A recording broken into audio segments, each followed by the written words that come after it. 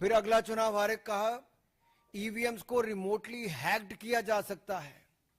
फिर कह दिया वीवीपैट 100% चेक सुनिश्चित करो। हर हार के बाद कांग्रेस ने नया बहाना ढूंढने का काम किया।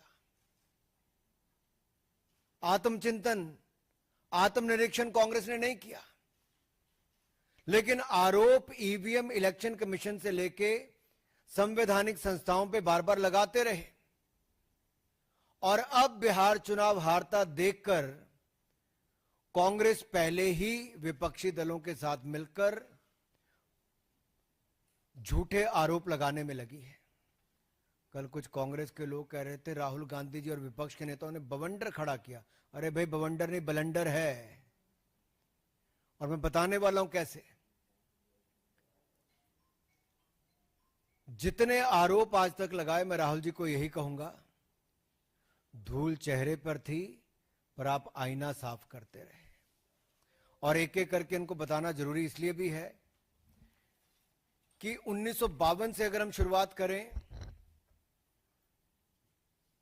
तो चोर चोर मुसेरे भाई मिलकर वोट की चोरी की दुकान चलाई।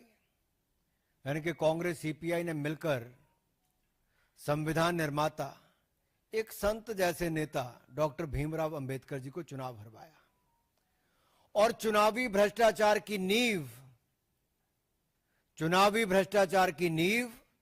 कांग्रेस ने पहले चुनाव से 1952 में ही रख दी थी। डॉक्टर बाबा साहब अंबेडकर को हराने का काम किया कांग्रेस सीपीआई ने मिलकर किया।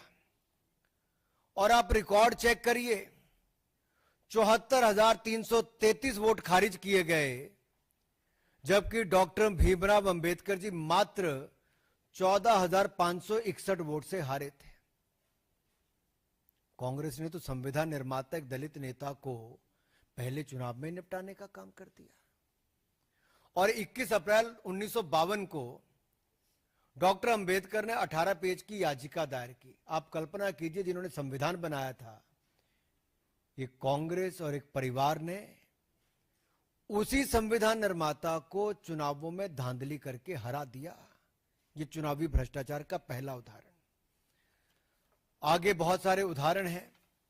मैं चाहूंगा कि एक स्लाइड शो करके आपको, अगर इससे प्रेजेंटेशन देके अगर आप अनुमति देंगे तो मैं आपको बताना चाहूंगा।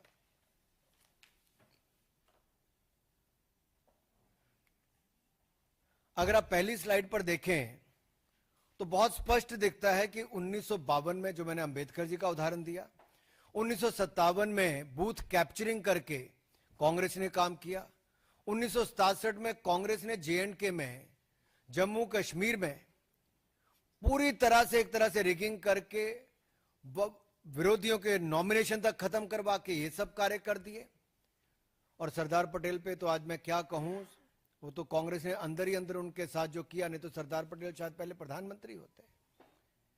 तो रिगिंग पार्टी के अंदर भी और देश के चुनाव में भी कांग्रेस की करने की आदत रही है। और जस्टिस सिन्हा ने जो इंदिरा गांधी जी को 2 अकाउंट्स पे गिल्टी किया था, वो आप देखिए इलेक्टोरल माल प्रैक्टिस के लिए किया था। और 1975 में जब ये उन्होंने कहा, तो 1971 के चुनाव में सरकार के सत्ता का दुरुपयोग सरकारी मशीनरी का, सरकारी कर्मचारियों का कैसे किया जा सकता है, ये कांग्रेस की एक बड़ी नेता ने करके दिखाया। और चुनाव उनको फिर उसके खिलाफ जजमेंट आई, देश को बाद में आपातकाल झेलना पड़ा। 1987 में नेशनल कॉन्फ्रेंस के साथ मिलकर लार्ज स्केल रिगिंग कांग्रेस ने की। और राइट साइड पे देखिए, कीर्ति जा जी ने कहा कि पोलिंग बूथ लूटने का काम उनके और उनके पिताजी के लिए और कांग्रेस के नेताओं के लिए उस समय की कांग्रेस ने किया था। ये एक नहीं, ऐसे अनेक उदाहरण हैं। और इस परिवार और पार्टी का शुरू से ये रहा है कि चुनाव हारते हो तो वोटर पे ठीकरा फोड़ दो, या इलेक्शन कमीशन पे ठीकरा फोड़ दो, या इलेक्शन कमीशन के नियमों पर, कार्यप्रणाली पर प्रश्न चिन्ह खड़ा कर दो। इंदिरा गांधी जी ने तो यहां तक कह दिया कि मतदाता मूर्खों का टोला है। Indira Gandhi said voters a bunch of fools. और इस 77 का चुनाव हारने के बाद कहा, 1999 में जब राजीव गांधी जी हारे तो उन्होंने बैलेट पेपर पर ठीकरा फोड़ दिया। वो उस समय कहते थे इलेक्ट्रॉनिक मशीन लाओ, आज उनके सुपुत्र राहुल गांधी जी कहते हैं कि भाई ईवीएम बंद करो, वापस बैलेट पेपर पे जाओ। और ये एक के बाद महाराष्ट्र, हरियाणा, दिल्ली, अनेकों राज्यों और देश में 3 बार लगातार चुनाव हारने के बाद, 90 चुनाव हारने के बाद राहुल गांधी जी आरोप प्रत्यारोप पर लगातार जारी हैं। अब इनका मॉडस ऑपरेंडी क्या है राहुल जी का? चुनाव हारो, झूठे आरोप लगाओ, कभी इलेक्शन कमीशन में कंप्लेंट दर्ज मत कराओ, कभी सबूत मत दो, और लोकतंत्र को फर्जीवाड़ा करके एक तरह से जनता को भ्रमित करने का काम करो, लोकतंत्र को नीचा दिखाने का काम करो। मेरा राहुल गांधी से सीधा सवाल है, किस बात का डर है राहुल जी? शपथ पत्र नहीं देते, सबूत नहीं देते, झूठे आरोप लगाकर भाग जाते हो, और यही आपका तरीका हो गया है। भ्रम फैलाया चुनाव के समय संविधान का लेकर, आज संवैधानिक संस्थाओं पे प्रश्न चिन्ह खड़ा करते हो।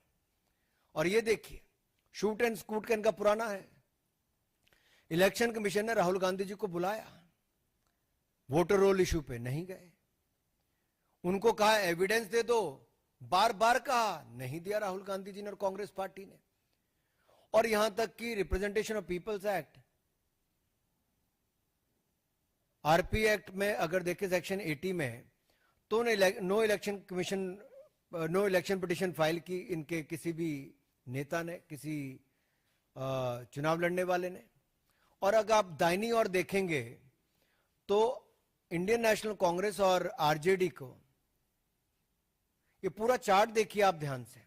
इलेक्शन कमीशन आज 13वां दिन हो गया लगातार बिहार में, वहां तो इनकी कोई इस तरह की बातचीत नहीं है, खुले मन से इलेक्शन कमीशन बात सुन रहा है, बिहार के लोगों को कोई दिक्कत नहीं है। लेकिन जब इनके पास बिहार में मुद्दा कोई नहीं बचा, चुनाव में जाने से पहले हार स्वीकार कर ली, तो अब झूठे आरोप लगाते हैं। अब राहुल गांधी जी का झूठ न्यू वोटर एडिशन पर देखिए साफ दिखता है। महाराष्ट्र का मैं आपको उदाहरण देना चाहता हूं। उन्होंने आरोप लगाया था कि वोटर एडिशन बहुत होगी। मैं आपको आंकड़े दे रहा हूं। 2004 में 4.7% वोट की वृद्धि हुई, यूपीए की सरकार थी। 2009 में वृद्धि हुई 4.1% की, फिर यूपीए की सरकार बनी। अब उस समय महाराष्ट्र में किसकी सरकार थी? इन्हीं की थी भाई। लेकिन जब 2019 और 24 की बात आई तो 1.3% और 4.4%, और 2014 में मात्र 3.4%। ये कम है 2004 और 2009 से। तो मैं राहुल गांधी जी से पूछना चाहता हूं और विपक्ष से पूछना चाहता हूं, क्या आपने उस समय वोट चोरी की थी, वोट फर्जीवाड़ा किया था? चुनाव आपने वैसे जीता था। आप देश के मतदाता को नीचा दिखाने का कांग्रेस पार्टी काम कर रही है। अपमान कर रहे हो आप देश के मतदाताओं का। और अगर आपको इस स्लाइड से अगला देखिए, उन्होंने दूसरा आरोप लगाया था कि 5 बजे के बाद कहते बहुत वोट बढ़ गए, जो 5 बजे से पहले कम पड़े थे। यह स्लाइड आपके सामने है। 5 बजे से पहले 58 लाख वोट 1 घंटे में पड़े, प्रति घंटा 58 लाख वोट पड़े, और 5 बजे के बाद 32.5 लाख वोट प्रति घंटा पड़े। तो स्पष्ट है कि राहुल गांधी जी के आंकड़े भी झूठे हैं और वो भी झूठे हैं। झूठ बोलो और भाग जाओ, आरोप लगाओ भाग जाओ, सबूत मत दो, केवल आरोप लगाओ, भ्रम फैलाओ।